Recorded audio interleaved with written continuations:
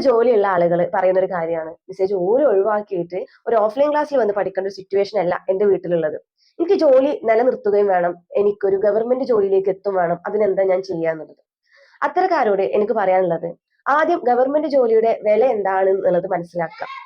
നമ്മൾ എത്രയോ ഒരു 50,000 അല്ലെങ്കിൽ 1 ലക്ഷം 2 ലക്ഷം ഒക്കെ കൊടുത്ത് നമ്മൾ പഠനം കഴിഞ്ഞിട്ട് നമുക്ക് ആദ്യം കിട്ടുന്ന ഒരു സാലറി ഏറ്റവും കൂടുതൽ എന്ന് പറഞ്ഞാൽ ഒരു 15,000 20,000 ആയിരിക്കും, ഏറ്റവും കൂടുതലാണ് ഞാൻ പറയുന്നത്.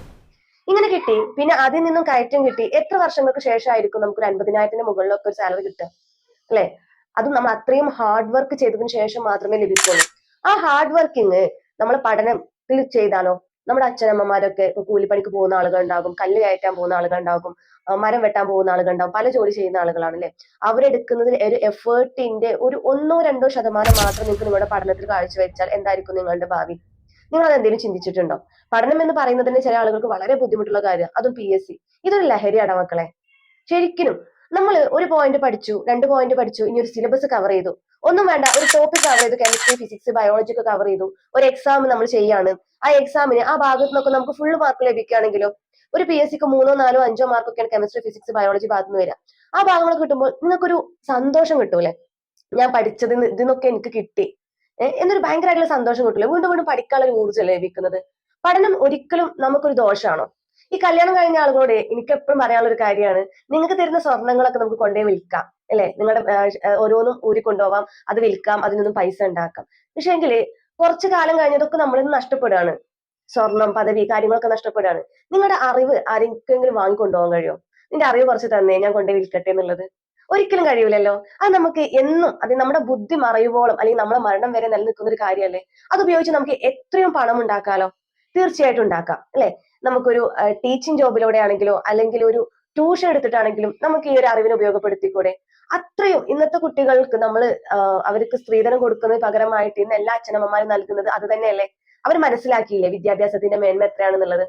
ഇനി ഈ പ്രൈവറ്റ് ജോലിയെ കുറിച്ച് പറയുന്ന ആളുകൾ, എനിക്ക് ജോലി നിർത്താൻ കഴിയുന്നില്ല എന്ന് പറയുന്ന ആളുകൾക്ക് എന്തുകൊണ്ട് ഓൺലൈൻ ക്ലാസ് തെരഞ്ഞെടുത്തുകൂടാ? അപ്പോഴും അവിടെ ഒരു ക്വസ്റ്റ്യൻ ആണ്, ഈ ഓൺലൈൻ ക്ലാസ് ഒരു ദിവസം എത്രണ്ണ? 5-6-7 ക്ലാസ്സുകൾ, അതൊക്കെ കേൾക്കാൻ നിങ്ങൾക്ക് എവിടുന്ന സമയം? എങ്കിൽ നമ്മുടെ പ്രോക്സിമയിൽ കൊടുക്കുന്നത് എന്തൊക്കെയാണെന്ന് അറിയണ്ടേ?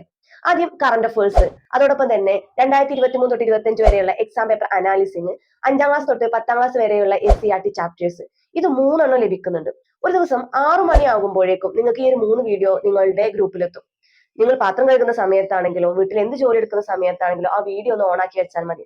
അത്രയും കോഡായ രീതിയിൽ നിങ്ങളുടെ മനസ്സിലേക്ക് എത്രയും പെട്ടെന്ന് കണക്ട് ചെയ്യാവുന്ന രീതിയിലാണ് ഓരോ വീഡിയോസും ക്രിയേറ്റ് ചെയ്തിട്ടുള്ളത്. അതായത് ഇത് ഫുള്ളും ആയിട്ടല്ല തരുന്നത്.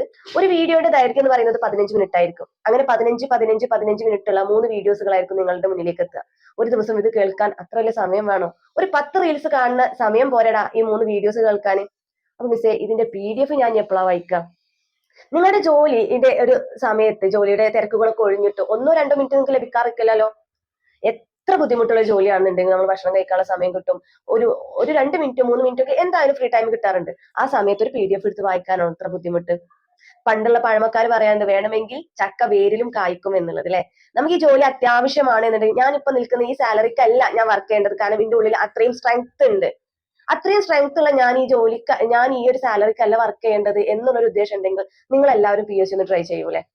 നിങ്ങൾ നോക്കി, ലക്ഷങ്ങൾ കൊടുത്ത് പഠിക്കണ്ട, അല്ലെ? വലിയ വലിയ കോഴ്സുകൾ എടുക്കണ്ട, അല്ലെങ്കിൽ പുറത്തു രാജ്യത്ത് പോയിട്ട് പഠിക്കണ്ട.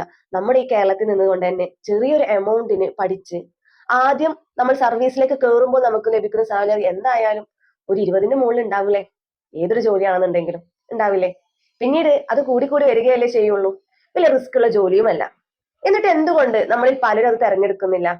അതിനെ കുറിച്ച് കുറെ ഗൂഢമായ, അല്ലെ, എന്തൊക്കെ കഥകൾ മെനഞ്ഞു വെച്ചിട്ടുണ്ട് നമ്മുടെ പുറമെ സമൂഹത്തിൽ, അല്ലെ? ഇതാർക്കും കിട്ടരുത് എന്നുകൊണ്ടല്ലേ? ഒരു വീട്ടില് ഒരു ഗവൺമെന്റ് ജോലിക്കാരൻ ഉണ്ടായി കഴിഞ്ഞാൽ ആ വീട്ടിലെ മറ്റുള്ള അംഗങ്ങളൊക്കെ അതിനുവേണ്ടി ശ്രമിക്കുന്നത് എന്താണ്? ഞാൻ എപ്പോഴും കാണുന്ന ഒരു കാഴ്ചയാണത്. ഒരു വീട്ടില് ഒരു ഗവൺമെന്റ് ജോലിക്കാരൻ ഉണ്ടായി കഴിഞ്ഞാൽ അവരുടെ ഭാര്യ അല്ലെങ്കിൽ മക്കൾ, ജ്യേഷ്ഠന്റെ മക്കള്, ഇങ്ങനെ കുറെ ആളുകൾ അതുമായി ചുറ്റിപ്പറ്റിങ്ങാണ്ട് അവർ PSCക്ക് ഇറങ്ങും. അത് PSC നേടി തന്നെ പോവുകയും ചെയ്യും. അതെന്താണ്? അതിന്റെ ഗുണം അത്രമാത്രം അറിഞ്ഞത് കൊണ്ടല്ലേ? നമുക്കത് അറിയാത്തത് കൊണ്ടല്ലേ നമ്മൾ ഇന്നും ചെറിയ ചെറിയ ജോലികൾ ചെയ്ത് നമ്മുടെ കഴിവൊന്നും അല്ല, ഞാൻ വളരെ ചെറിയൊരാള്, ഇത് കിട്ടിയത് എന്റെ വലിയ ഭാഗ്യം എന്ന് കരുതിയിരിക്കുന്നവരല്ലേ നിങ്ങൾ ഓരോരുത്തരും? അപ്പോ ഒട്ടും മടിക്കേണ്ട ആവശ്യമില്ല. നമ്മളുടെ ഫീസ് വരുന്നത് ഓൺലൈൻ ക്ലാസ്സിലെ ഫീസ് വരുന്നത് 3 വീഡിയോസിനായിട്ട് ഓരോ ദിവസം ഉണ്ടാവും. 6 മാസത്തിനാണ് നമ്മൾ ഈ കോഴ്സ് പ്രൊവൈഡ് ചെയ്യുന്നത്. നിങ്ങൾക്ക് ബുദ്ധിമുട്ടായിട്ട് പഠിക്കേണ്ട ഒരു ആവശ്യമല്ല. ഇനി വരാൻ പോകുന്ന എക്സാമിന് കറണ്ട് അഫയേഴ്സ് വളരെ അത്യാവശ്യമാണ്, നിങ്ങൾക്ക് എല്ലാവർക്കും അറിയാം. അതോടൊപ്പം തന്നെ SCRT അതിനെക്കാട്ടിലും ഇമ്പോർട്ടന്റ് ആണെന്നുള്ളത് എല്ലാവർക്കും അറിയാവുന്ന കാര്യമാണ്. ഇതിന്റെ ഫീസ് വരുന്നത് വെറും 699 രൂപക്കാണ്. എത്രയും പെട്ടെന്ന് ജോയിൻ ചെയ്തോളൂ കേട്ടോ.